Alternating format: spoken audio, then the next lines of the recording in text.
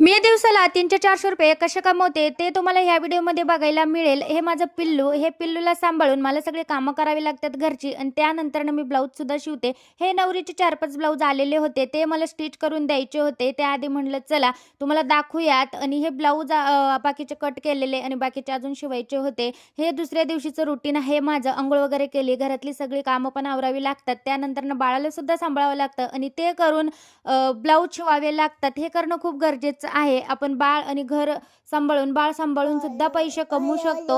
आता बघा रेकॉर्डिंग करताना सुद्धा बाळ माझ्याजवळ आहे आणि मध्ये-मध्ये करतंय. तर हे पिल्लूचं आवरून दिलं, पिल्लूला झोपून दिलं, घरातली सगळी कामं करून त्यानंतरनं मी ब्लाऊज शिवायला घेतलं. पिल्लू मध्ये-मध्ये करत होतं तरी पण मग केलं. एक ब्लाऊज मी स्टिच केलं. बोटनेक पॅटर्न होता आणि मस्त असा ब्लाऊजसुद्धा रेडी झालाय. पिल्लू मध्ये-मध्ये करतंय.